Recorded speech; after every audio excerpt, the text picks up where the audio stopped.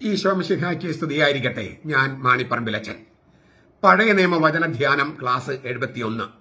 നോഹയുടെ പേരക്കുട്ടികൾ ഗോമർ, മാഗോഗ്. ഉൽപ്പത്തിയുടെ പുസ്തകത്തിലെ 10-ാമത്തെ അധ്യായം നമ്മൾ ഒന്നാമത്തെ വാക്യം നമ്മൾ ഒന്ന് പഠിക്കുകയാണ്. 1-2 വാക്യങ്ങൾ. രണ്ടാമത്തെ വാക്യത്തിന്റെ പകുതി വരെ ഉള്ളൂ. നോഹയുടെ പുത്രന്മാരായ ഷേം, ഹാം, യാഫത്ത് എന്നിവരുടെ വംശപരമ്പര. ജലപ്രളയത്തിന് ശേഷം അവർക്ക് മക്കളുണ്ടായി. യാഫത്തിന്റെ പുത്രന്മാർ ഗോമർ, മാഗോഗ്. പിന്നെ മാതായി, യാവാൻ എന്നൊക്കെ പറഞ്ഞിട്ട് പോകുന്നുണ്ട് പേരുകൾ. നമ്മൾ ഇത്രയും 2 പേരുടെ പേര് നമുക്ക് പഠിക്കാൻ നേരമുള്ളൂ. അതുകൊണ്ട് മറ്റുള്ള പേരുകളും അടുത്ത ക്ലാസ്സിൽ ചർച്ച ചെയ്യാം. അപ്പൊ ഇത് നോഹയുടെ പുത്രന്മാരായ ഷേം, ഹാം, യാഫത്ത് എന്നിവരുടെ വംശപരമ്പര. ഇതാണ് വംശപരമ്പര എന്ന് പറഞ്ഞു തുടങ്ങുന്ന രീതിയാണ്. ഇതാണ് വംശപരമ്പര. ചരിത്രത്തിലെ പുതിയൊരു യുഗം ആരംഭിക്കുന്നത് സൂചിപ്പിക്കാൻ ഉത്പത്തി ഗ്രന്ഥകാരൻ ഉപയോഗിക്കുന്ന ഒരു പ്രമാണവാക്യമാണിത്. ഇതാണ് വംശപരമ്പര. നോഹയുടെ പുത്രന്മാരായ ഷേം, ഹാം, യാഫത്ത് എന്നിവരുടെ വംശപരമ്പര. അപ്പൊ ചരിത്രത്തിലെ ഒരു യുഗം, പുതിയൊരു യുഗം ആരംഭിക്കാൻ ഉൽപ്പത്തി ഗ്രന്ഥകാരൻ മോശെ ഉപയോഗിക്കുന്ന ഒരു പ്രമാണവാക്യം അല്ലെങ്കിൽ സൂത്രവാക്യമാണിത്. ഉൽപ്പത്തി പുസ്തകത്തിലെ പുതിയൊരു കഥ തുടങ്ങുന്നുവെന്നും ഇതിന് സൂചനയുണ്ട്. ജനതകളുടെ പട്ടിക എന്നാണ് ഈ അധ്യായം അറിയപ്പെടുന്നത്. ജനതകളുടെ പട്ടിക. ഇതേക്കുറിച്ച് ഞാൻ കഴിഞ്ഞ ക്ലാസ്സിൽ പറഞ്ഞ പൊതുവായ ചില സംഗതികളുണ്ട്. അത് മനസ്സിൽ വെച്ചുകൊണ്ട് വേണം ഇന്നത്തെ ക്ലാസ് കേൾക്കാൻ. വളരെ വിശാലമായ വീക്ഷണകോണിൽ നിന്നുകൊണ്ട് നോക്കിയാല് ഏഷ്യ മൈനറിലും മധ്യധരണ്യാഴിയിലെ ദ്വീപുകളിലുമുള്ള ഇൻഡോ യൂറോപ്യൻ വംശജര് യാഫത്തിൽ നിന്ന് ജനിച്ചവരാണ്. അതാണ് ഇവിടെ എഴുതി വെച്ചിരിക്കുന്നത്. ഈജിപ്ത്, എത്യോപ്യ തുടങ്ങിയ വടക്കേ ആഫ്രിക്കയിലെ ജനതകള് ഹാമിൽ നിന്ന് ജനിച്ചവരാണ്. ഹാം, നോഹയുടെ മകൻ ഹാം. പാലസ്തീനയിലെ കാനാന്യരെ ഇക്കൂട്ടത്തിൽ ഉൾപ്പെടുത്തിയതിന് കാരണം അക്കാലത്തെ കാനാൻ ദേശം ഈജിപ്തിന്റെ ഭരണത്തിന് കീഴിലായിരുന്നത് കൊണ്ടാണ്. കാനാൻ ഒഴികെയുള്ള സെമിറ്റിക് വംശജര് ഷേമിന്റെ പിന്മുറക്കാരാണ്. അവരാണ് ഹെബ്രായരുടെ മുൻഗാമികള്. ഇതൊരു വിശാലമായ വീക്ഷണകോണിൽ അന്ന് അറിയപ്പെടുന്ന 3 ഭൂഖണ്ഡങ്ങള്: ഏഷ്യ, ആഫ്രിക്ക, യൂറോപ്പ്. യൂറോപ്പ് യാഫത്തിന്റെ ആളുകള്, ആഫ്രിക്ക ഹാമിന്റെ ആളുകള്, കാനാനിൽ ഉൾപ്പെടെ. പിന്നെ ഏഷ്യയിലുള്ളവര് ഷേമിന്റെ ആളുകള്.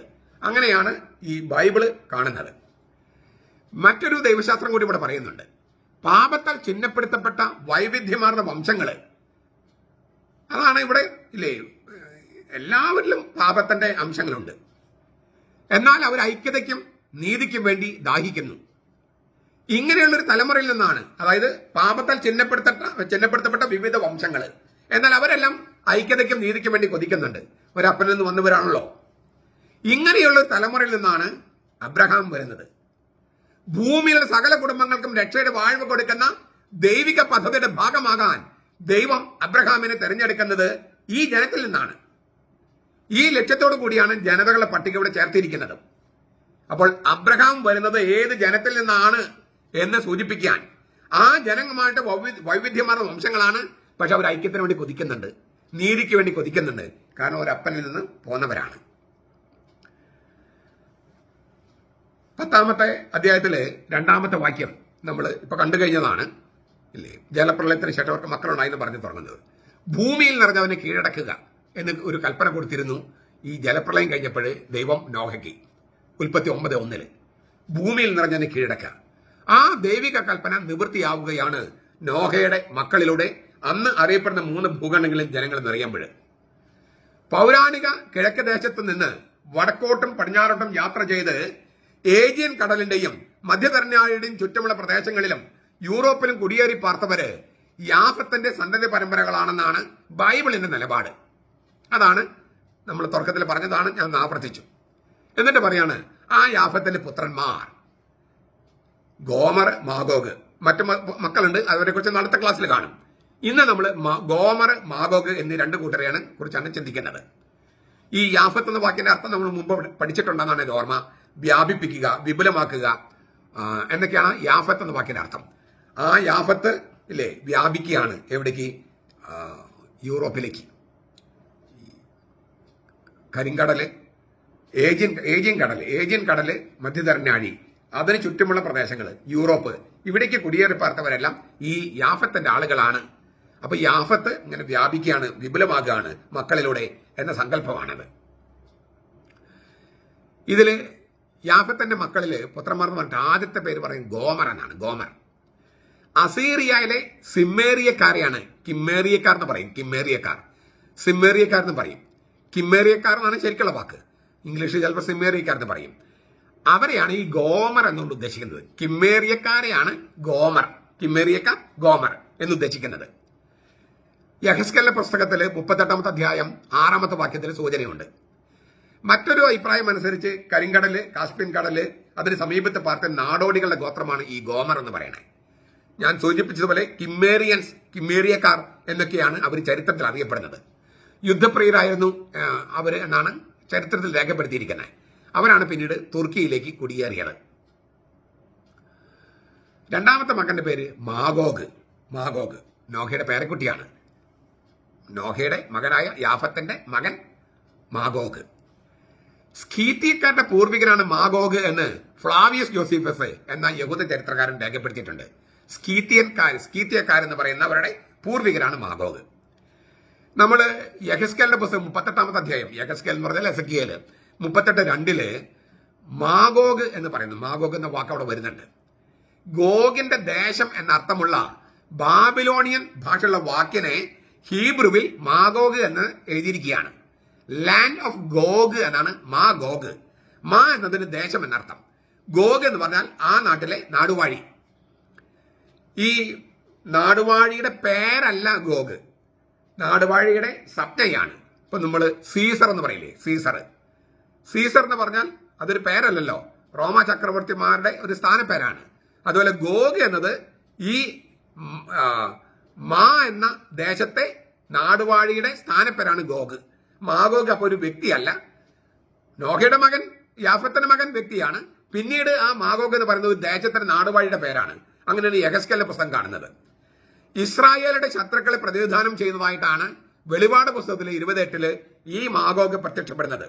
അപ്പൊ ഇവിടെ ഈ മാഗോഗിനെ കുറിച്ച് എഴുതാൻ കാരണം ഈ ഇസ്രായേലിന്റെ ശത്രുക്കളായിട്ടോ അല്ലെങ്കിൽ അയൽക്കാരായിട്ടോ ഉള്ളവരൊക്കെ ഒരു അപ്പനിൽ നിന്ന്, നോഹയിൽ നിന്ന് വന്നവരാണ്. അബ്രഹാം അവരിൽ തെരഞ്ഞെടുക്കപ്പെട്ടു. ഈ പാപത്തിൽ ചിഹ്നപ്പെട്ട വംശത്തിൽ ദൈവത്തെ പിന്തുടരാൻ മനസ്സുള്ള അബ്രഹാമിനെ തെരഞ്ഞെടുത്തു. എങ്കിലും ആ അബ്രഹാമിൽ നിന്ന് ഉത്ഭവിച്ച ഇസ്രായേലര് അവരുടെ അയൽപ്പക്കത്തും ഒക്കെ ഉണ്ടായിരുന്ന മനുഷ്യര് അവർ ശത്രുക്കളായി മാറിയെങ്കിലും പണ്ട് ഒരപ്പന്റെ മക്കളായിരുന്നു, ഒരപ്പന്റെ മക്കളിൽ നിന്ന് വന്നവരാണ്. അപ്പോൾ അവിടെ ഐക്യത്തിന് നീതിക്ക് വേണ്ടി കൊതിക്കും നമ്മൾ പറഞ്ഞതിന് അർത്ഥം ഇതാണ്. ഈ ഇസ്രായേലിനെ ആക്രമിക്കുന്ന അല്ലെങ്കിൽ ഇസ്രായേലിന് ശത്രുക്കളായ ആളുകളെ ഗോഗ് മാഗോഗ് എന്നൊക്കെ വെളിപാട് 28 പറയുന്നുണ്ട്. അന്ത്യകാലത്തെ സഭയെ സഭയ്ക്ക് ഉപരോധം ഏർപ്പെടുത്താൻ സാത്താൻ വിളിച്ചുകൂട്ടുന്ന സഖ്യകക്ഷികളായ ദേശരാഷ്ട്രങ്ങളുടെ പ്രതീകാത്മക പേരുകളാണ് ഗോഗ് മാഗോഗ്. സാത്താൻ എന്നേക്കുമായി തീനരകത്തിൽ എറിയുന്നതിന് മുൻപ് സാത്താൻ പ്രതികാര ദുർഗയായി നടത്തുന്ന ഏറ്റവും മാരകമായ പൈശാചിക ആക്രമണത്തിന് ഗോഗ് മാഗോഗ് എന്നീ ഈ പ്രതീകാത്മക രാഷ്ട്രങ്ങളെ വിളിച്ചുകൂട്ടും. അപ്പോൾ ഏത് രാഷ്ട്രങ്ങളെയാണോ സാത്താൻ വിളിച്ചുകൂട്ടുന്നത് അവർക്ക് ലഭിക്കുന്ന പേരാണ് ഗോഗ് മാഗോഗ്. ഈ യഹെസ്കേൽ പ്രവാചകന്റെ വെളിപാടാത്മക ദർശനത്തിൽ പ്രത്യക്ഷപ്പെടുന്ന പേരുകളാണെന്ന് ഞാൻ പറഞ്ഞല്ലോ, ഗോഗ് മാഗോഗ്. ഒരു വ്യക്തിയുടെ പേരിനേക്കാൾ ആ രാജ്യത്തിന്റെ നാടുവാഴിയുടെ സ്ഥാനപ്പേരാണ് ഗോഗ് എന്ന് നമ്മൾ കണ്ടു കഴിഞ്ഞു യഹെസ്കേൽ 38:2. അയാൾ വാഴുന്ന ദേശത്തിന്റെ പേരാണ് മാഗോഗ്. ഗോഗ് നാടുവാഴിയുടെ സ്ഥാനപ്പേര്. അയാള് വാഴുന്ന രാജ്യത്തിന്റെ പേര് മാഗോഗ്. ഗോഗ് ദേശം, ഗോഗിന്റെ ദേശം എന്നൊക്കെ അർത്ഥം. ദൈവജനത്തെ കൊള്ളയടിക്കാനായി ഗോഗും അവന്റെ ദേശവും രാഷ്ട്രാന്തരീയ സൈന്യത്തെ അണിനിരത്തുന്നുവെന്നാണ് അവിടെ വെളിപാട് പുസ്തകത്തിൽ ധ്വനി. എന്നാൽ കർത്താവിൽ നിന്നുള്ള അഗ്നിയും ഗന്ധകവും അവരുടെ മേൽ പതിച്ച് അവർ നശിച്ചു പോകുന്നതിനാൽ അവരുടെ പദ്ധതി പാളിപ്പോകുന്നുവെന്നും വെളിപാട് പുസ്തകം രേഖപ്പെടുത്തുന്നു 29. ചുരുക്കത്തില് മാഗോഗ് എന്ന പേര് ഉൽപ്പത്തി പുസ്തകം 10-ാമത്തെ അധ്യായം 2-ാമത്തെ വാക്യത്തിൽ വരുന്നു. പിന്നെ യഹെസ്കേല് 38:2 വരുന്നു. വെളിപാട് 20 വരുന്നു, 28:9 വരുന്നു. 3 സ്ഥലത്തും 3 അർത്ഥങ്ങളാണുള്ളത്. ഈ ഉൽപ്പത്തി പുസ്തകത്തിലെ മാഗോഗ് എന്ന് പറയുന്നത് യാഫത്തിന്റെ മക്കളിൽ ഒരാളാണ്. പക്ഷെ പിന്നീട് അവര് ഇസ്രായേലിക്ക് എതിരായിട്ട് വരികയാണ്. അങ്ങനെ ഇസ്രായേലിക്ക് എതിരായി വരുന്ന ഒരു ദേശം ആ ദേശം നാടുവാഴിയെ ചിഹ്നപ്പെടുത്താനായിട്ട് മാഗോഗ് എന്ന വാക്ക് യെഹെസ്കേൽ ഉപയോഗിച്ചിരിക്കുന്നു.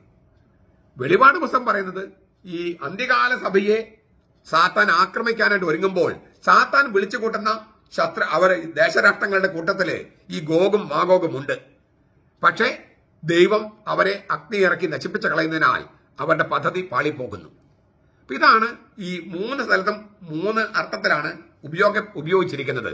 അതുകൊണ്ട് ബൈബിൾ പഠിക്കുമ്പോൾ ഒരു വാക്ക് എവിടെ ഏതർത്ഥത്തിൽ ഉപയോഗിച്ചിരിക്കുന്നു, എല്ലാവരുടെയും ഒരേ വാക്കുള്ളത് കൊണ്ട് എല്ലാവരും ഒരേ അർത്ഥമാണെന്ന് വിചാരിക്കാൻ പാടില്ല. അതേസമയം ഞാൻ പറഞ്ഞു കഴിഞ്ഞല്ലോ, എല്ലാ ജനതകളും ഇസ്രായേലിൽ ഉൾപ്പെടെ സകല ജനങ്ങളും ഒരു അപ്പനിൽ നിന്ന് വരുന്നതിനാൽ ഒരു തരത്തിലുള്ള ഒരു ഐക്യം അവിടെ ഉണ്ട്. പക്ഷെ അതേസമയം പാപത്താൽ ചിഹ്നപ്പെടുത്തപ്പെട്ട ഒരു അവസ്ഥയായതുകൊണ്ട് ഈ കിടമത്സരങ്ങളും പിന്നെ സ്വാർത്ഥപരമായ എക്സ്പാൻഷനും ഇതിലെല്ലാം വ്യാപിപ്പിക്കാനുള്ള ശ്രമമൊക്കെ ഉള്ളത് കൊണ്ട് പരസ്പരം ശത്രുക്കളായി മാറുകയും ചെയ്യുന്നു. ഒരപ്പന്റെ മക്കൾ ശത്രുക്കളായി മാറുന്ന ഒരു അവസ്ഥയുണ്ട്. മാത്രമല്ല ഈ വിഗ്രഹങ്ങൾ ആരാധിക്കുന്ന ഒരു ജനതയായിട്ട് മാറുക കുറെ പേര് സത്യദൈവത്തെ ആരാധിക്കുന്നവരെ മാറുക. അവർ തമ്മിൽ സ്വാഭാവികമായിട്ടും സംഘർഷങ്ങൾ ഉണ്ടാകും. ഇതൊക്കെ സൂചിപ്പിക്കുകയാണ് ഈ ജനതകളുടെ പട്ടിക നൽകുന്നതിലൂടെ ഉൽപ്പത്തി ഗ്രന്ഥകാരനായ മോശെ ഉദ്ദേശിക്കുന്നത്. അപ്പൊ ഇത് നമ്മുടെ എല്ലാവരുടെയും വീടുകളിൽ കാണുന്ന ഒരു അവസ്ഥയും ഇവിടെ നമുക്ക് കാണാം. ഒരപ്പന്റെ മക്കള്, എന്നാൽ ചില സ്വാർത്ഥ താല്പര്യങ്ങളുടെ പേരിൽ, ചിലപ്പോൾ ഇത്തിരി സ്വത്തിന്റെ പേരിൽ, ചിലപ്പം ഒരു കാര്യം പറഞ്ഞില്ല, ഇങ്ങനെ 100,000 പ്രശ്നങ്ങളുടെ പേരിൽ നമ്മൾ തെറ്റിപ്പിരിയുമ്പോഴും ഐക്യത്തിന് വേണ്ടി കൊതിക്കുകയും ചെയ്യുന്നു. നീതിയില്ലാതെ ഐക്യമുണ്ടാകില്ല. ശാശ്വതമായ ഐക്യമുണ്ടാകാൻ നീതി വേണം. പക്ഷെ നീതിയെ പടിപ്പുറത്ത് അല്ലേ ഉമ്മറത്തോ പുറകുവശത്തോ കൊണ്ട് നിർത്തിയിട്ട് നമ്മൾ ചർച്ചകൾ ചെയ്യും. ഒരു കാര്യമില്ല. ഒരു ദിവസത്തേക്ക് ഉണ്ടാവും ഐക്യം. അപ്പൊ നീതിയോട് കൂടിയ ഐക്യമേ ശരിക്കും ശാശ്വതമായ ഐക്യമാകൂ. അതില്ലാതെ വരുന്നത് കൊണ്ടാണ്, ഈ നീതിയില്ലാതെ വരുമ്പോഴാണ് ഐക്യതയിൽ നിന്ന് തെറ്റിപ്പോയി ശത്രുക്കളായി കഴിയുന്നത്. അങ്ങനെ ശത്രുക്കളായി കഴിയുന്നവര് സത്യദൈവത്തെ ആരാധിക്കാൻ പറ്റാതെ വിഗ്രഹങ്ങളെ ആരാധിച്ച് സാത്താന്റെ പക്ഷത്ത് ചേരുകയാണ്. അപ്പൊ ഇങ്ങനെ ഒരു പരിണാമം, ഒരു ഒറ്റപ്പന്റെ മക്കളാണെങ്കിൽ പോലും ഈ നീതിയോട് തുറവിയില്ലെങ്കിൽ, നമ്മൾ സ്നേഹം എന്ന് പറയും, പക്ഷെ നീതിയില്ലാതെ ശരിക്കുള്ള സ്നേഹം ഉണ്ടാകില്ല. സ്നേഹം വേണം, പക്ഷെ നീതി ഉണ്ടെങ്കിലേ സ്നേഹമാകൂ. അനീതി ചെയ്തുകൊണ്ട് സ്നേഹിക്കാൻ കഴിയില്ല. അപ്പൊ അതിപ്പോ നമ്മൾ സ്നേഹമെന്ന വാക്കിന് ഒരുപാട് പ്രാധാന്യം കൊടുക്കുകയും കരുണ എന്ന വാക്കിന് അമിതമായി പ്രാധാന്യം കൊടുക്കുകയും നീതിയെ ചോർത്തിക്കളയുകയും ചെയ്യുന്നതിനാൽ ഇപ്പൊ സ്നേഹവുമില്ല, കരുണയുമില്ല, നീതിയില്ലാത്ത അവസ്ഥയാണ്. ഞാൻ ആവർത്തിക്കുന്നു, നീതിയിൽ സത്യത്തിൽ അടിസ്ഥാനമിട്ടാലേ സ്നേഹത്തിനും കരുണയ്ക്കും ശരിക്കും നിലനിൽപ്പുണ്ടാകൂ. അപ്പോഴേ ഐക്യത്തിന് നിലനിൽപ്പുണ്ടാകൂ. അതൊക്കെ സൂചിപ്പിക്കുകയാണ് ഈ മോശെ. ഒരേ അപ്പന്റെ മക്കളാണെങ്കിലും ഇങ്ങനെ ഭിന്നിച്ച് കഴിയുന്നതിന് കാരണം, അതിന് ഐക്യമില്ലാത്തതിന്റെ കാരണം നീതിയില്ലാത്തതാണ്. നീതി എന്ന് പറഞ്ഞാൽ സത്യദൈവത്തെ ആരാധിക്കുന്നതും നീതിയുടെ ഭാഗമാണ്. സത്യദൈവത്തിന് കൊടുക്കേണ്ട ആരാധന ഏതെങ്കിലും വിഗ്രഹങ്ങൾക്ക് കൊടുത്താൽ അത് അനീതിയാണ്. അത് സ്വാഭാവികമായിട്ടും ഭിന്നതയ്ക്ക് കാരണമാകും.